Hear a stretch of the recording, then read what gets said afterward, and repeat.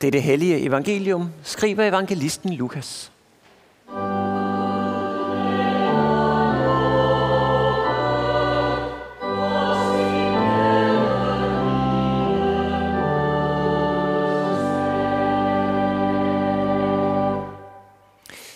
Jesus sagde, der var en rig mand, som klædte sig i purpur og fint linned, og hver dag levede i fest og pragt. Men en fattig mand ved navn Lazarus lå ved hans port, fuld af sår, og ønskede kun at spise sig mæt i det, der faldt fra den riges bord. Og hundene kom til med og slikkede hans sår. Så døde den fattige, og han blev af englene båret hen i Abrahams skød. Også den rige døde og blev begravet. Da han slog øjnene op i dødsriget, hvor han pintes, ser han Abraham langt borte og Lazarus i hans skød. Fader Abraham, råbte han, forbarm dig over mig, og send Lazarus, så han kan dyppe spidsen af sin finger i vand og læske min tunge, for jeg pines i disse lurer. Men Abraham svarede, barn, husk på, at du fik dit gode, mens du levede, og Lazarus på samme måde det onde. Nu trøstes han her, mens du pines. Desuden er der lagt en dyb kløft mellem os og jer, for at de, som vil herfra over til jer, ikke skal kunne det, og de heller ikke skal komme over til os, deroverfra. Da sagde han, så beder jeg dig, fader, at du vil sende ham til min fars hus, for jeg har 5 brødre, for at han kan advare dem, så ikke også de kommer til dette pinested.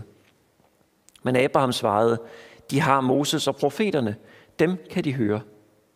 Nej, fader Abraham, sagde han, men kommer der en til dem fra de døde, vil de omvende sig. Abraham svarede, hvis de ikke hører Moses og profeterne, vil de heller ikke lade sig overbevise, selvom en står op fra de døde. Amen.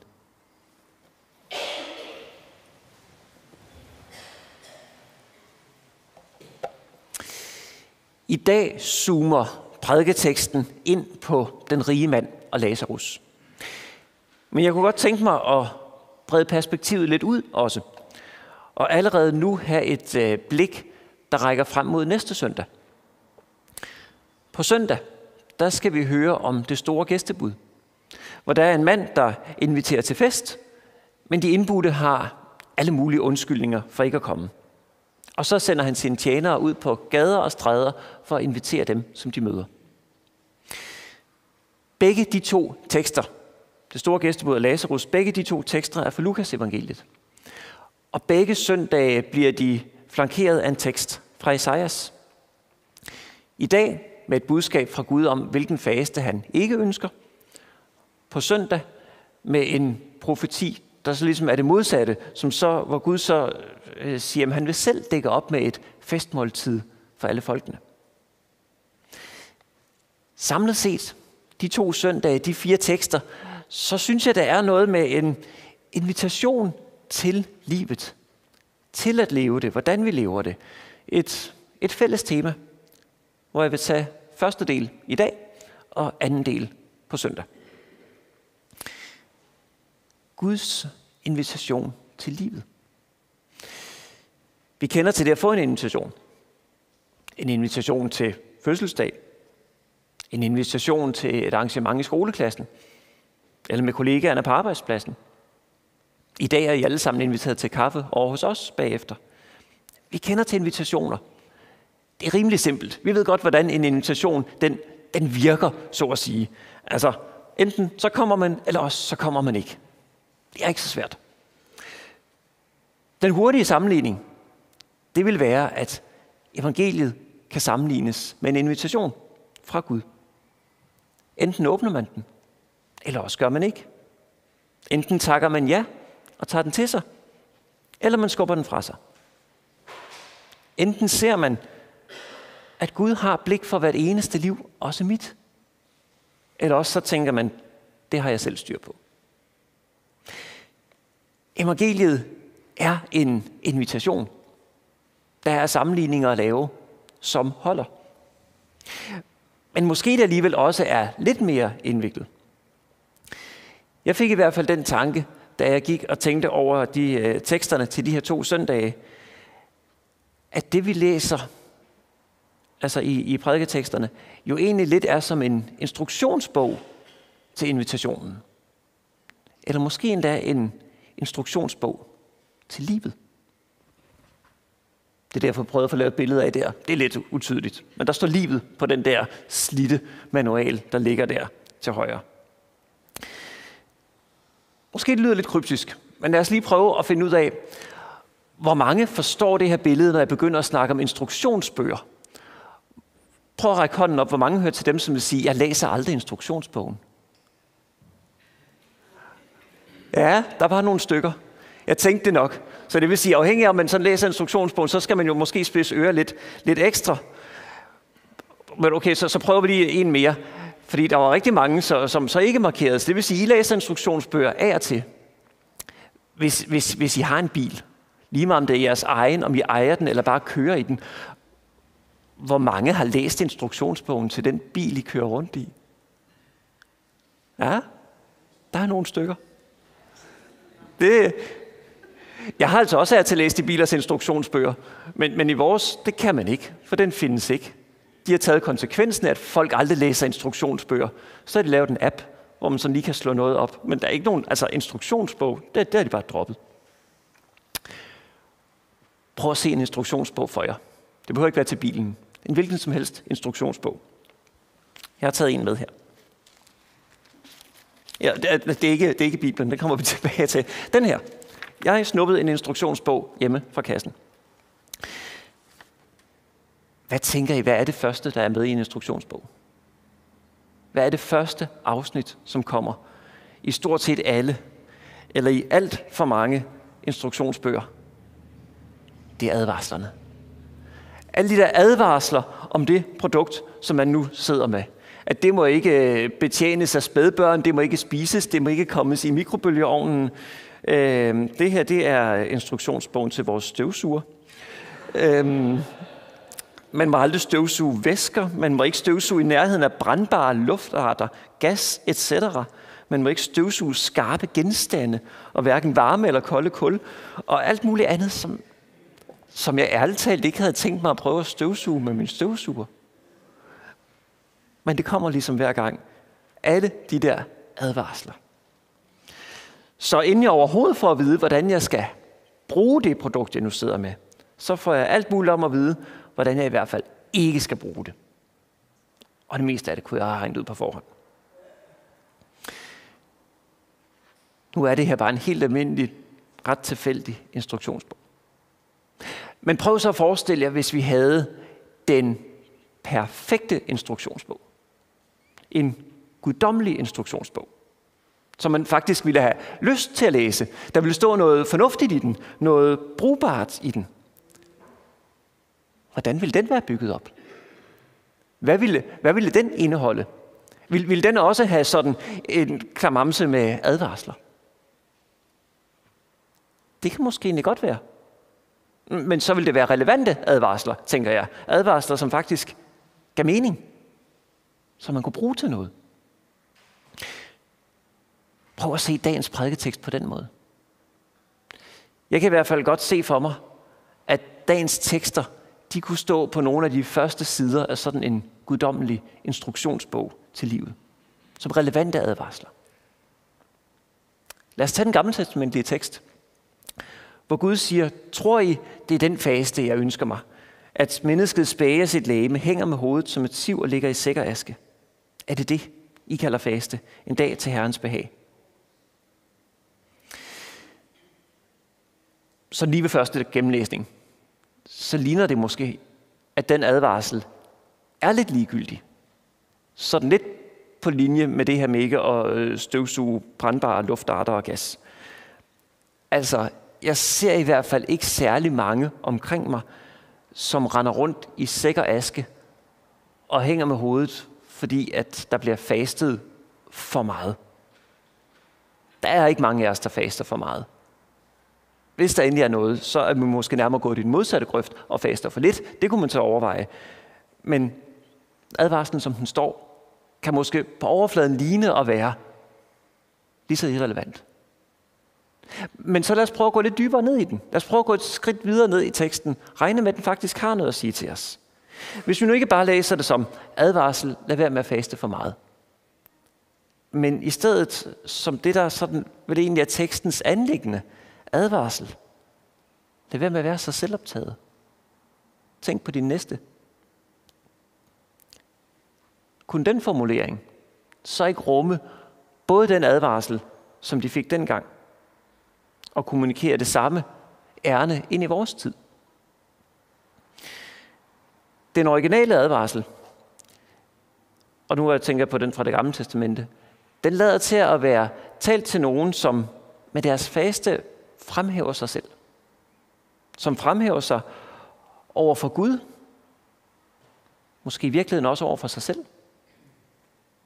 En advarsel, tænker jeg, at det må være til dem, der rent faktisk har kæmpet med sig selv, af et oprigtigt hjerte, har gjort fremskridt, men som undervejs har glemt ydmygheden. Ender med at blive lidt for stolte af det over det hele. En advarsel til dem, som til sidst siger til sig selv, jeg ser mig selv og er stolt over, at jeg har viljestyrke til at sige nej. Jeg ser mig selv og glæder mig over, at jeg er så dedikeret. Jeg ser mig selv i spejlet, men ikke min næste, som er lige foran mig. Det er en advarsel, som beskriver den ene grøft, hvor den lige så godt kunne have beskrevet den anden grøft. En advarsel til dem, der siger, jeg ser mig selv og mærker efter, hvad jeg trænger til. Jeg stiller min sult og slukker min tørst. Jeg passer godt på mig selv. Søger blot det gode liv, ligesom alle andre. Jeg ser mine egne behov, men ikke min næstes.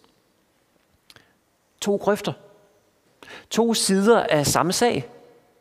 Den ene grøft faster for meget, bliver lokket til at være selvretfærdig. Den anden grøft faster for lidt, bliver lokket til at være selvoptaget. Samme sag. Ser jeg mine medmennesker? Ser jeg Gud? Eller ser jeg mest af alt mig selv? Esajas advarer mod den ene grøft, og i den anden grøft, der finder vi den rige navnløse mand fra Lukas-teksten. Det lyder i hvert fald ikke som om, at han klædte sig i sæk og aske. Tværtimod står der jo lige ud, at han klædte sig i purpur og fint linned, og levede hver dag i fest og pragt. Grøfterne står nogenlunde klart. Dagens tekst er som advarslerne i en brugsvejledning, der viser os, hvor vi ikke skal komme ud. Men samtidig med, at grøfterne bliver tegnet op, så bliver det jo så også en invitation, som kalder os ind på midterbanen, ind i livet. Så det ikke kun er negativt, men som også peger ind på det positive anliggende, hvor vi ikke kun skal stirre os blinde på advarslerne, men på sagen. Vi har fået livet fra Gud til at dele med hinanden. Til at være der for hinanden. Til at se hinanden. For det glæder Gud, når jeg tjener min næste. Og ja, så må jeg nogle gange sætte mig selv lidt til side, for at kunne være lydig i den tjeneste. Det er sand faste. Midtervejen mellem selvretfærdighed og selvoptagethed. Jesus prøver med sine ord at spore os ind på den midtervej, når han fortæller om Lazarus. Og han giver os et forbillede i sig selv.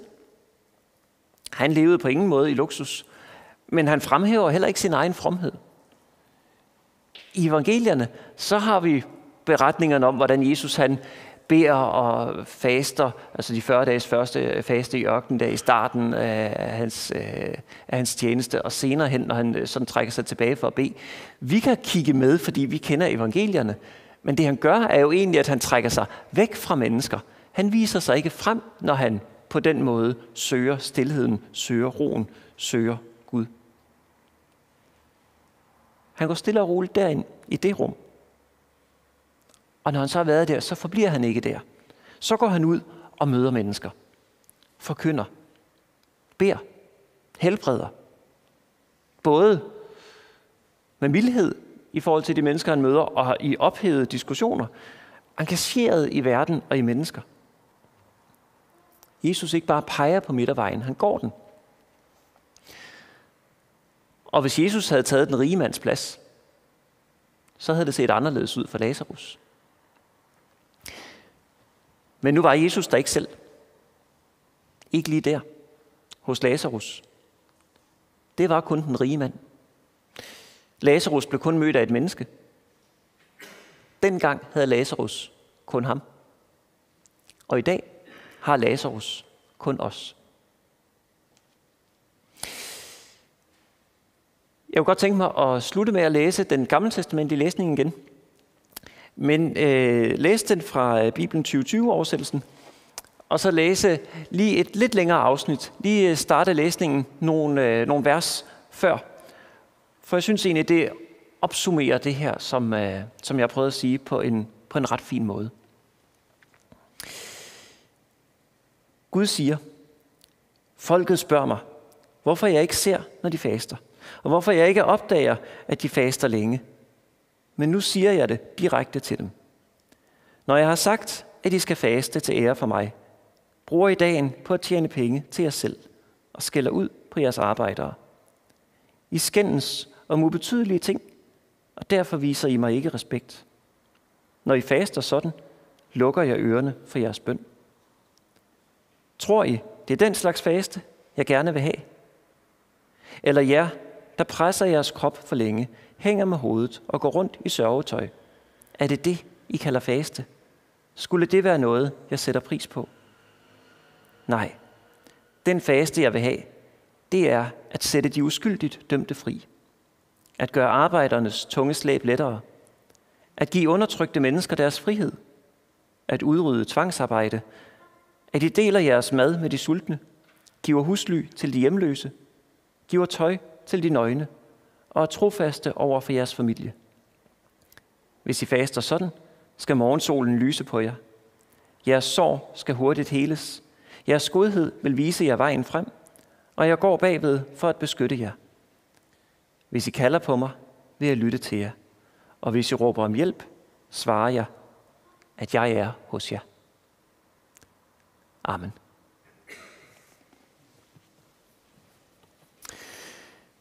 Lov og tak og evig ære være dig, vor Gud, Fader, Søn og Helligånd.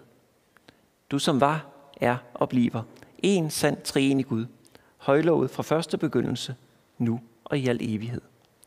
Amen. Og lad os med apostlen tilønske hinanden. Vor Herre Jesu Kristi nåde, Guds kærlighed og Helligåndens fællesskab være med os alle. Amen.